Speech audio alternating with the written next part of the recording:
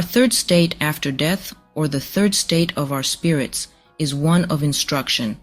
This state is for people who are entering heaven and becoming angels, but not for people who are entering hell, because these latter cannot be taught. As a result, their second state is also their third, and ends in their turning straight toward their own love, and therefore toward the hellish community that is engaged in a love like their own. Once this has happened, their intentions and thinking flow from that love. And since it is a hellish love, they intend only what is evil, and think only what is false. These are their pleasures because they are matters of their love. Further, this results in their rejecting every bit of good and truth they had previously adopted because they thought it might serve their love as a means to an end. Good people, though, are brought from the second state into a third, which is a state of preparation for heaven by means of instruction. In fact, no one can be prepared for heaven except by knowing at first hand what is good and true, and therefore only by being taught. This is because, without being taught, no one can know what spiritual good and truth are, and what the evil and falsity that oppose them are. We can know in the world what civil and moral good and truth are, what is called fair and honest, because there are civil laws there that teach what is fair, and there are also social situations where we learn to live by moral laws, which all deal with what is honest and equitable. Spiritual good and truth, however, are not learned from the world, but from heaven. We can in fact know them from the Word and from the Church's doctrine from the Word, but this still cannot flow into life unless we are in heaven in regard to the deeper levels of our minds. We are in heaven when we acknowledge the divine being and at the same time act fairly and honestly, recognizing that we should because it is commanded us in the Word. In this way, we live fairly and honestly for the sake of the divine, and not for the sake of ourselves and the world as our primary goals. However, no one can behave like this without first having been taught things like the fact that God exists, that heaven and hell exist, that there is a life after death, that God is to be loved above all, and our neighbor as ourselves, and that we are to believe what it says in the Word, because the Word is divine. Without recognizing and admitting these principles, we cannot think spiritually, and without thought about such matters, we cannot intend them. For what we do not know, we cannot think, and what we do not think, we cannot intend. However, when we do intend such things, heaven flows in. That is, the Lord flows into our lives through heaven, for He flows into the will and through that into the thought, and through both of these into the life, since they are where our whole life comes from. We can see from this that spiritual good and truth are not learned from the world, but from heaven, and that no one can be prepared for heaven except by instruction. Then too, to the extent that the Lord flows into our life, He does teach us, since to that same extent He kindles our intentions with a love of learning what is true, and enlightens our thought, so that we know what is true. To the extent that this happens, our deeper reaches are open, and a heaven is sown in them. Even beyond this, to that same extent, what is divine and heavenly flows into the honest deeds of our moral life and the fair deeds of our civic life, and makes them spiritual, since then we are doing them from the divine because we are doing them for the sake of the divine. The honest and fair deeds of our moral and civic life that we do from this source are actual effects of spiritual life, and an effect derives all its being from its efficient cause, because the quality of the cause determines the quality of the effect. The teaching is done by angels from a number of communities, mainly ones in the northern and southern regions, because these angelic communities are focused on intelligence and wisdom, based on first-hand knowledge of what is good and true. The teaching sites are in the north, and there are different ones, differentiated and arranged according to the genera and species of heavenly virtues, so that everyone can be taught there in a manner suited to his or her character and receptivity. The sites are spread out over a large area there. Good spirits who need to be taught are taken there by the Lord after their second state in the world of spirits has ended. This does not apply to everyone, though, since people who have been taught in the world have already been prepared for heaven by the Lord and are taken up into heaven by a different route. For some, this happens immediately after death. For others, it happens after a short stay with good spirits for the removal of the cruder elements of their thoughts and affections acquired because of concerns for rank and wealth in the world, and their consequent purification. Some people are shattered first, which happens in sites under the soles of the feet, called the lower earth, where they suffer harsh treatment. These are people who have convinced themselves of false principles, but still have lived good lives. False convictions cling hard, and until they are dispelled, truths cannot be seen and therefore cannot be accepted. The people who are at these instructional sites reside apart from one another. As individuals, they are inwardly in touch with the communities of heaven they are headed for. And since heaven's communities are arranged in a heavenly form, so too are the sites where the teaching takes place. As a result, when you look at these sites from heaven, they look like a heaven in lesser form.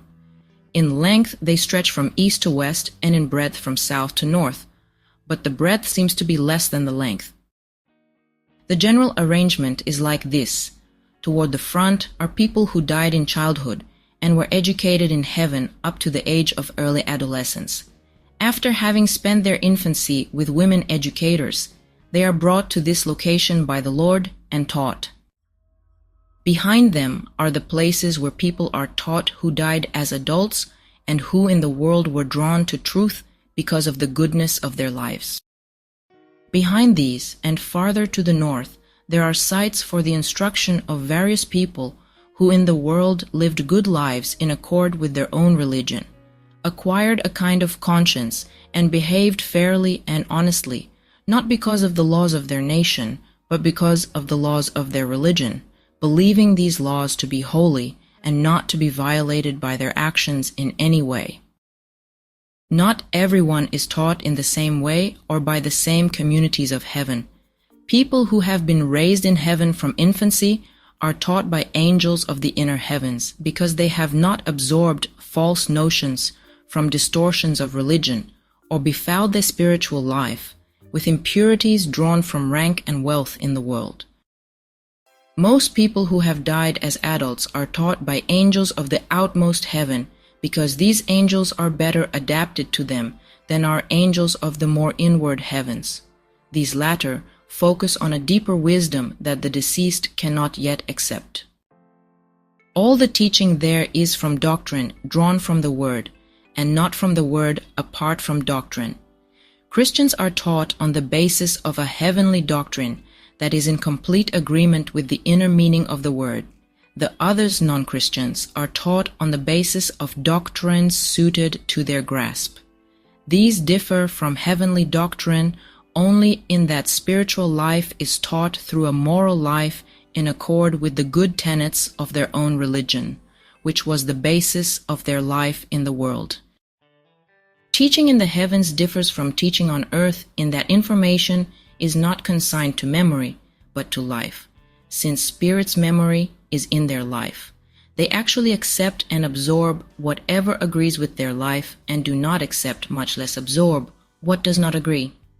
This is because spirits are affections and therefore have a human form that resembles their affections.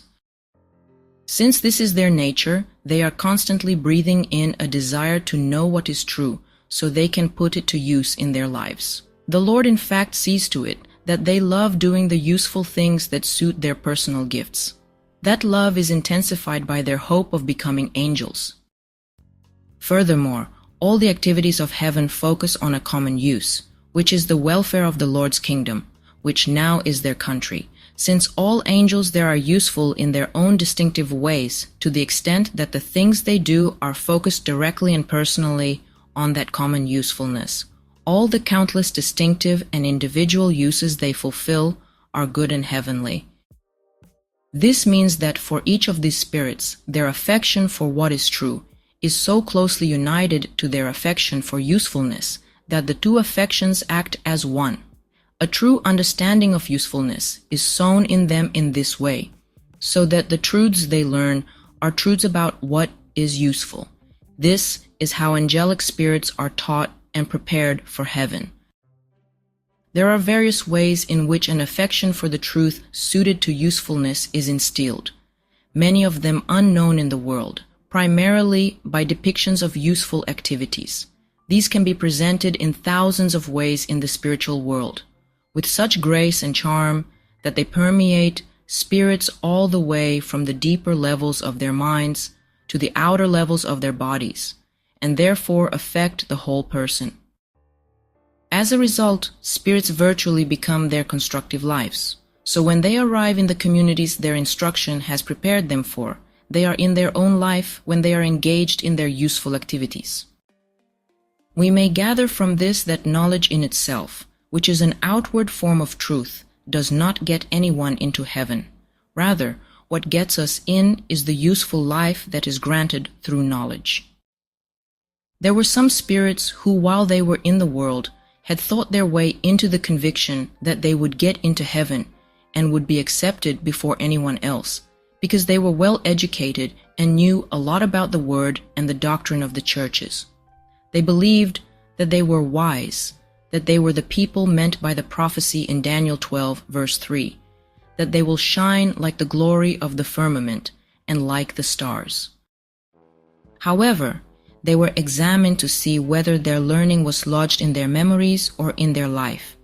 The ones who had a real affection for truth, that is, for the sake of constructive acts apart from merely physical and worldly motives, acts that were essentially spiritual, once they had been instructed, were accepted into heaven.